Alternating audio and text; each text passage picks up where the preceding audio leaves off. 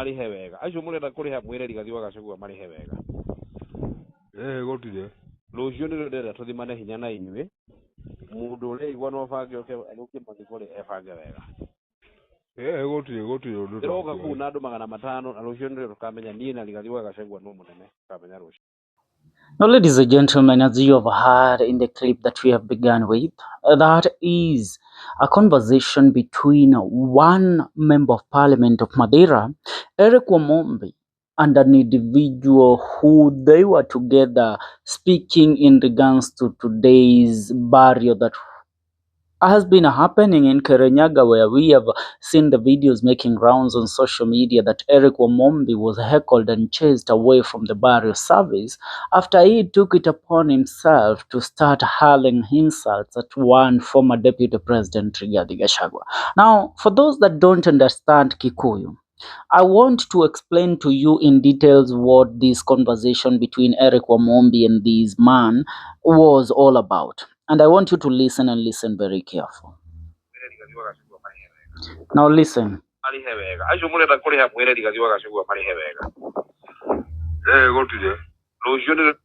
Now, acio murenda kuriha mwireri Gathiwa Gachagua amarihe wega. What he's literally telling the guy that he is speaking with is that for those that you're going to pay tomorrow to come and disrupt the burial service where I am attending, tell Rigathi Gachagua to pay them well. Tell him to use enough money on the goons that will be attending that service tomorrow, that burial service tomorrow. Let me tell you, Gachagua was supposed to attend that burial service also. But you know, recently, if there is a man that has the most credible intel, is Rigathi Gachagua. Rigathi Gachagua received the intel that Eric Wamumbi would be attending that burial.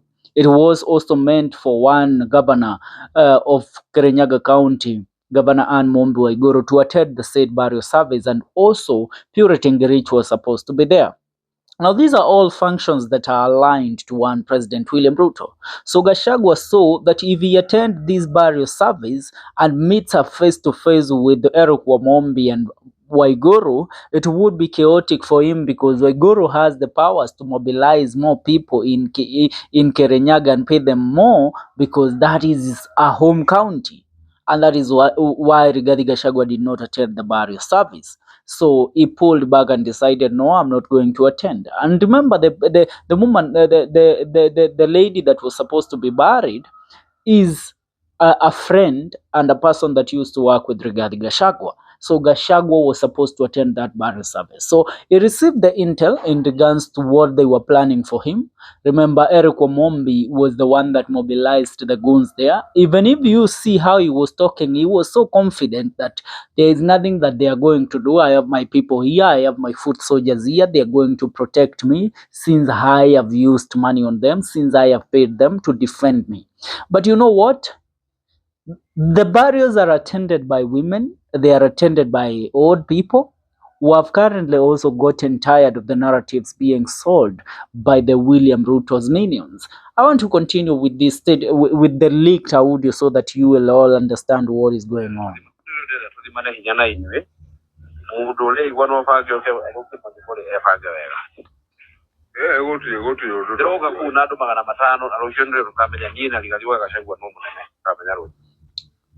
Unasikia chenye anasema? Nataka hao ambao mnawalipa mwalipe vizuri, kwa sababu kesho najua kutakuwa na vurugu kwa hiyo mazishi. Wale ambao wanapanga nisiongee kwa mazishi ambao wamelipwa na Rigathi Gachagua wajipange. Maana mimi nitakuja na zaidi ya watu 500 na nitakuwa nimewalipa, na kutakuwa na mipango kabambe ya kudeal na wale ambao watajaribu kuleta vurugu katika hayo mazishi ya soa, wakati mimi kama Eric Wamumbi nitakuwa nazungumza.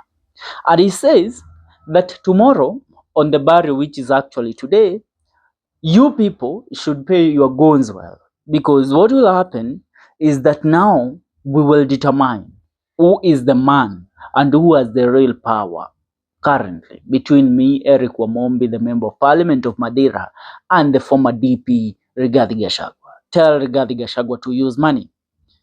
Yeah, they know if there is somebody that has been so stingy in using money in terms of mobilizing, is Rigathi Gachagua. But one thing that Rigathi Gachagua believes is that his crowd and his reception is concrete. He doesn't need mobilizing. I mean, if you look at it in that perception, the people that were fighting there at the burial service in Kirinyaga, they were fighting not because Rigathi Gachagua mostly paid them. They were fighting because they believe in Rigathi Gachagua's policies and all that. They believe in the talks that Rigathi Gachagua is doing recently. So that is why they were fighting, not because they were paid. Because if they were paid, or if Gachagua had paid Goons, he would have attended that burial service. But he decided not to, because if they would have shown up together and decided to exchange blows between him and Eric Wamumbi, it would have turned out to be a very chaotic scene. Remember, recently, the uprising of Mungiki in Kirinyaga County has been always the talk of the town. Kirinyaga County is a county that has said to be vested by Mungiki gangs, which are uprising recently. But more so, as we speak about it, a lot of them recently have been cowed after some of their key members were killed by mob. Yes, now Eric Wamumbi's statement is a clear indication on what happened in the Mount Kenya region tour of President William Ruto. I mean, you as Eric Wamumbi, if you can attend a church service with paid 500 goons, tell me, how much did you use for President William Ruto's tour? How much did they use to pay goons for President William Ruto's tour? Walilipa pesa ngapi ndio watu aswa wahudhurie ile mikutano ya Rais William Ruto? Because we all know Eric Wamumbi was on the forefront on mobilizing those that would receive President William Ruto in the Mount Kenya region during his tour. Now this tells you that millions and even almost billions of money were used in mobilizing the president's tour in the Mount Kenya region. And I mean, if that money was to be used for the rightful purpose, it would have been used to bring up some key infrastructures, some key development infrastructures in this country. Now, Eric Wamumbi is fighting with his father. Even before they fell out, we always referred to Eric Wamumbi as Rigathi Gachagua's son. Why did we do so?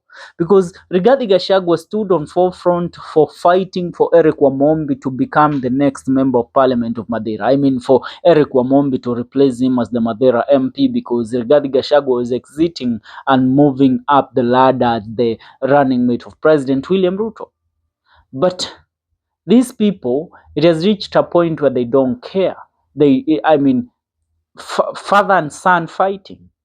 There is a Kikuyu proverb that says, "Ciana cia nyina ũmwe nĩcioyanĩra mathano itemegane." Sons of the same mother have taken up axes so that they can kill each other. That is what is happening between Rigathi Gachagua and Eric Wamumbi. But one thing that we must say, let's not involve our youths, because the radicalization that is happening around the Mount Kenya region currently, if these are the current members of parliament that we have and how they are mobilizing the crowd for them to get a warm reception, then, and it is very early. Today is 2025. Tell me what will happen in 2026 and 2027. Mungiki will have been revamped fully. It will be back into action like never before. And this time round, it will have the support of the government, and money will have been pumped in. So they will terrorize and they will do a lot of damage. So as our members of parliament tend to showcase their muscles in terms of who is who, and unasikia anasema between me and Rigathi Gachagua tutaona nani mwanaume kwa hiyo mazishi, kama yeye ni mwanaume akuje. Are we together? Eric Wamumbi was not aware that he was being recorded, by the way. The person that was talking to him only breached the code by recording this conversation and posting it online after the chaos that have erupted in Kirinyaga today. They needed evidence that Eric Wamumbi had mobilized goons so that they would showcase when it reaches a time that they might be needed to appear in a court of law. Siasa za eneo la Mlima Kenya zinaendelea kuchacha na siasa za Jamhuri ya Kenya zinaendelea kuchukua mkondo mpya kila kukicha. But nataka kukusomea maoni kadhaa ya Wakenya kulingana haswa na kile ambacho kinaendelea baada ya maoni haya kutokea kwa Eric Wamumbi, ndipo tuweze kusonga mbele. Nikisoma namuona George akisema Wamumbi is now a national figure more popular in Kenya than Wamitego who is known in Wamunyoro village only. Mforest anasema na bado utasikia wanataka kushika Justin Muturi while such Goon is free. Samuel anasema 2027 Lord in premium tiers. Paul anasema aliondolewa kama Brokenge. Mwingine Chris Mungoma anasema Eric Wamumbi is a fool, he won't be re-elected and he knows it, so ni kupayuka tu. Wewe mtazamaji, what is your take in regards to this? I really wanna hear your comments. Leave your comment on the comment section and please remember to subscribe, and I thank you so much for those that have been supporting our work. See you in our next video.